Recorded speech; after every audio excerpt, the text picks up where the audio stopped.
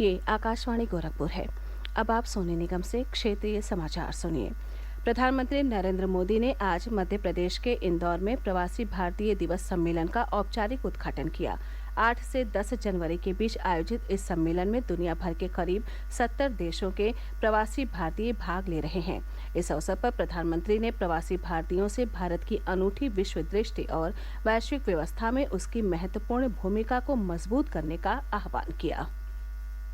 दुनिया के किसी एक देश में जब भारत के अलग अलग प्रांतों, अलग अलग क्षेत्रों के लोग मिलते हैं, एक भारत श्रेष्ठ भारत का सुखद एहसास भी होता है। दुनिया के अलग अलग देशों में जब सबसे शांतिप्रिय, लोकतांत्रिक और अनुशासित नागरिकों की चर्चा होती है, तो मदर ऑफ डेमोक्रेसी होने का भारतीय गौरव अनेक गुना बढ़ जाता है।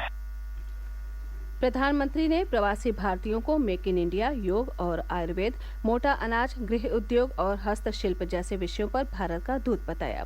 उन्होंने कहा कि आज दुनिया आशा और विश्वास के साथ भारत की ओर देख रही है, इसलिए भारतवंशी हमारे देश के ब्रांड एम्बेसडर के रूप में महत्वपूर्ण भूमिका निभा सकते हैं।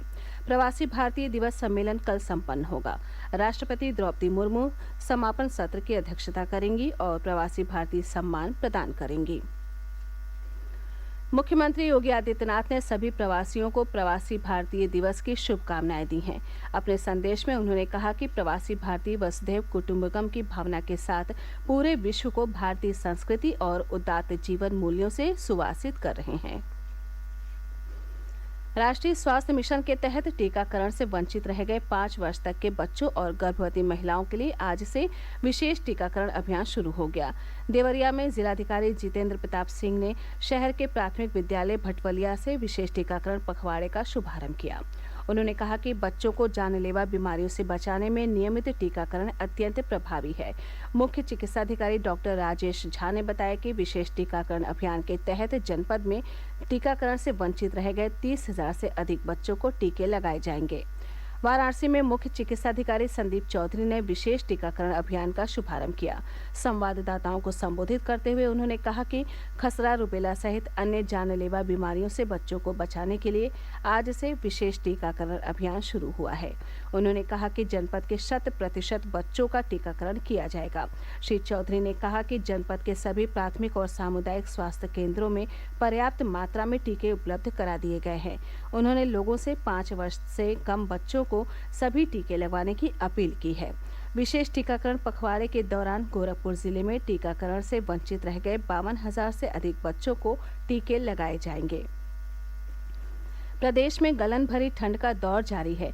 गोरखपुर, वाराणसी, संतकबीरनगर, बलरामपुर, गोंडा सहित समूचे पूर्वांचल में आज भी लोगों को शीतलहर से राहत नहीं मिली।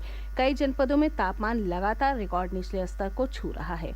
ब्यौरा हमारे संवाददाता से।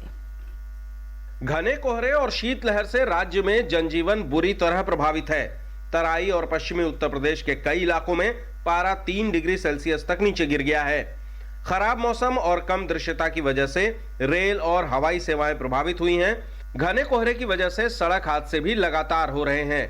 परसों जहां कासगंज में वाहनों की सीधी भिड़ंत में 4 लोगों की मौत हो गई, वहीं कल फर्रुखाबाद में ऐसे ही एक हादसे में 2 लोगों की जान चली गई। राजधानी लखनऊ सहित राज्य के कई जिलों में शीतकालीन अवकाश को 15 जनवरी तक बढ़ा दिया गया है, ताकि बच्चों को भीषण सर्दी का सामना न करना पड़े। घने कोहरे की वजह से कल वाराणसी दौरे पर गए मुख्यमंत्री योगी आदित्यनाथ को भी वाराणसी में ही रात्रि विश्राम करना पड़ा, क्योंकि कम दृश्यता की वजह से उनका हेलीकॉप्टर उड़ान नहीं भर सका। मौसम विभाग ने अगले कुछ दिनों तक राज्य में शीतलहर और घने कोहरे का पूर्वानुमान जारी किया है।